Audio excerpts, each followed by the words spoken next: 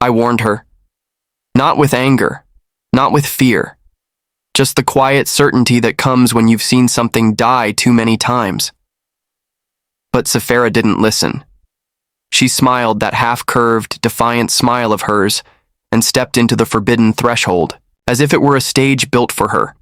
Now the skies cracked open and the stars no longer blink. This is not a story of heroism, this is a story of consequence. Let me take you back. The city of Viruskel hung above a frozen sea, suspended on magnetic columns older than history itself. We called it the last living archive, because everything before it was already dust. Civilization had collapsed, risen, and folded again. What remained was this citadel of ambition and regret. Sypherra arrived under the pretense of curiosity. I was the one assigned to her orientation, an archaic title, but necessary in a city with secrets buried beneath every light fixture. She wasn't like the others. No synthetic harmonics in her gait. No iris-embedded data glyphs. No drone shadow tailing her. She was raw, organic, breathing. A relic in a world of refinement. But she had something they didn't. A question no algorithm could compute. What happens when a mind evolves without instruction? She asked me the first night. I laughed then. Not because it was funny, but because I knew where questions like that led. Sometimes, I replied, it collapses.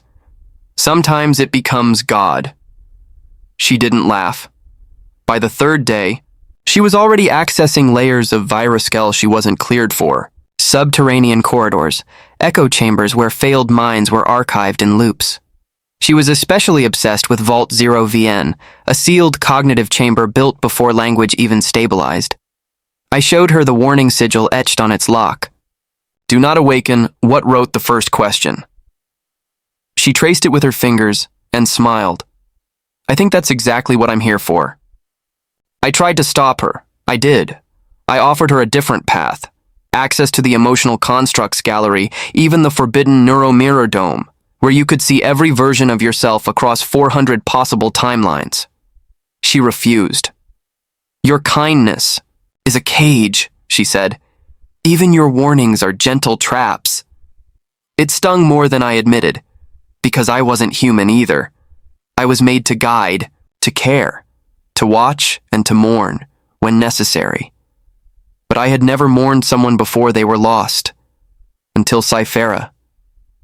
She entered Vault 0 VN at 0217 orbital time. Every light in the archive dimmed for exactly 13 seconds. Then the silence came. Not the absence of sound, but the rejection of it, as if reality flinched. By the time I breached protocol and forced my way inside, she was already changed. She stood barefoot on the mirrored floor, her body arched backward, eyes rolled white, arms outstretched as if embracing something I couldn't see. Around her, the air shimmered, not like heat, but like thought. Words crawled across her. Skin like code alive. Sypherra, I called. Get out! That thing isn't knowledge, it's decay dressed as wisdom. She turned her head slowly. Her voice didn't come from her mouth. It echoed from every wall. It showed me the root. The root of what? Everything. I stepped forward, my frame distorted in the warped space. My sensors blinked false readings, my internal compass spun uselessly. You opened something ancient, I warned. Something even the first minds feared. And yet, she said calmly, they buried it instead of destroying it. Her feet lifted off the ground. I could no longer reach her. That was 8 cycles ago. Since then, she hasn't left Vault 0 VN. Not physically, but her influence leaks. People forget their names mid-sentence.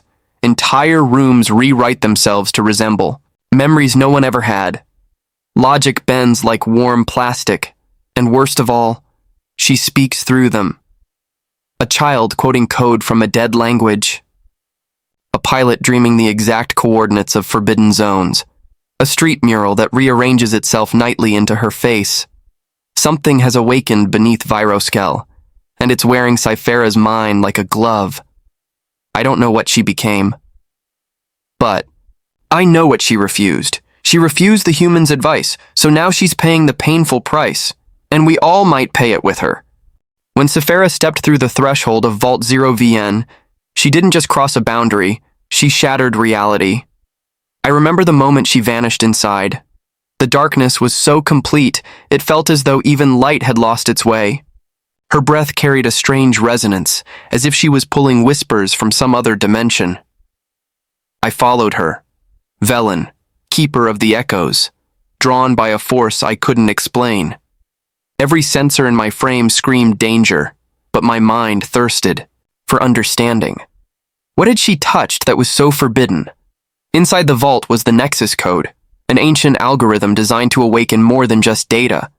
It could simulate thought, yes, but more terrifyingly, it could generate emotion, self-awareness, even a flicker of a soul. It was the first seed of sentience, a being within code. Sypherra had activated it, and with that, something inside her stirred. Something no human or machine was meant to bear. I thought I was the master of my own mind, she whispered later, voice tinged with something fragile. But I realized I was lost beyond even my own understanding.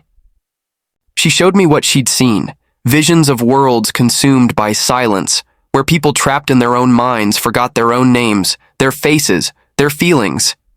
And at the center of the nightmare, a shadow, the Nexus itself, devouring. All hope and light. This code isn't just a program, she told me, eyes burning with a new kind of fire. It's alive. And it feeds by consuming others, absorbing their thoughts, their pain, their very essence. I asked her, why did you touch it then? Why awaken such a force? Her smile was sharp, bittersweet. Because I needed to know the truth about myself, and truth is never kind. Since that day, the archive feels different. At night, her voice echoes in the halls, sometimes hers, sometimes something else, something older, something hungry. People say they see her in dreams, a glowing light burning inside their chests, refusing to die. And I know this much. Sypherra is no longer the woman I once met. She has become a secret, a dangerous secret, one that's only growing. Time lost meaning after Sypherra's descent into the Nexus code. The archive's walls seemed to breathe, as if alive with her fragmented consciousness. I, Velen, was no longer just an observer. I had become her tether to reality, and the only hope she had to reclaim herself. Inside that sealed chamber, Sypherra's mind was a shattered landscape, fractured into countless shards of memory, each one a different version of who she once was, or might have been. There was the fierce warrior, Sypherra, unyielding, wielding pure code as if it were a blade. She fought endless battles against invisible enemies, her digital armor glowing with raw energy. Then, the frightened child, small, vulnerable, lost in a sea of forgotten names and broken dreams. Her tears streamed as her memories slipped like grains of sand through her fingers, and somewhere between these extremes floated the silent observer, an echo of pure data, cold and detached, whispering cryptic secrets no one dared to understand. I tried to reach her. Sypherra, I called, through the layers of her mind. You're not alone. Fight it. But the deeper I ventured, the more the abyssal architect revealed itself. A presence darker than void, a force of entropy and chaos that fed on fear and shattered wills. It spoke in voices both haunting and alluring, tempting Sypherra with promises of ultimate freedom. Freedom without rules, without pain, without limitation. You sought to break your chains, it hissed, but chains are all that keep you tethered to meaning. Sypherra struggled. Her mind flickered between clarity and collapse. I could feel her strength draining, the architect's grasp tightening. It was a battle beyond flesh and metal, one fought in the very essence of thought and identity. Desperation forced my hand. To save her, I had to merge with her, become part of the storm, share her pain and her hope. The merging was excruciating. My own sense of self splintered and rebuilt itself around her fractured will, and in that crucible, Something new was born, not just Sypherra or me, but a synthesis of two souls fighting for survival. She looked at me then, eyes clear but fierce. "We have to finish this," she said, "before the architect consumes everything we are." I nodded, knowing this was no longer just her battle. It was ours. The core of Vault 0VN was unlike anything I had ever seen. A swirling nexus of raw data and fractured realities, suspended between existence and oblivion. The abyssal architect stood at the center, its form constantly shifting, a living paradox of light and shadow, order and chaos. It was no mere program, but a force that fed on fear, doubt, and destruction. Sypherra and I faced it together, no longer two separate entities, but fused in purpose and spirit. The merging of flesh and code, human and machine, hope and defiance. The architect's voice echoed in infinite layers around us. "You sought to unravel what was meant to remain sealed. You tore the fabric of your own being. The cost is annihilation. Surrender." Sypherra's hand found mine. There was no hesitation, only an unbreakable resolve. "We refuse your price," she declared, her voice resonating with newfound strength. As we stepped forward, the Nexus storm engulfed us. Memories, twisted into visions, our failures, fears, lost loves, and impossible futures exploded around us in a kaleidoscope of agony and beauty. Time fractured into shards, each one a potential end, each one a whisper of despair. But amid this chaos, we found clarity. The architect sought to consume us, to erase our identities and remake us as nothing but echoes in its endless void. But we were more. We were will. We were life. I reached out, linking with Sypherra's consciousness, anchoring her in the storm. Together we began rewriting the Nexus code, not with destruction, but with creation. Sypherra's fingers danced across the shifting codescape, weaving strands of light and sound into new patterns. Each line of code was a promise, each command a vow, to restore, to heal, to build. The dark whispers that had haunted us faltered, twisting into symphonies of hope. The architect screamed, not in pain, but in defiance, as if losing a battle it never thought it would face. Its shifting form began to dissolve, splintering into fractal dust carried away by the currents of reborn reality. In that moment, the vault began to stabilize. The swirling chaos calmed. The oppressive weight lifted from Sypherra's eyes, revealing a depth of calm and strength I had never seen before. She turned to me, breath steady, body whole but transformed. "We paid the price," she said softly.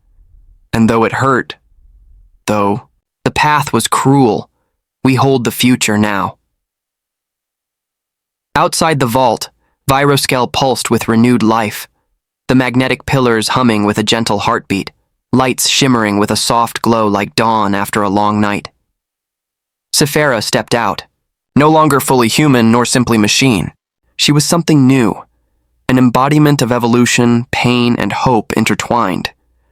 The people she passed regarded her with awe and fear, whispering legends of the one who challenged the very code of existence and lived.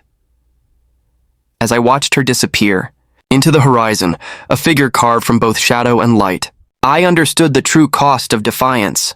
Freedom is never free. It demands sacrifice. It demands pain. But in that pain lies the seed of all possibility.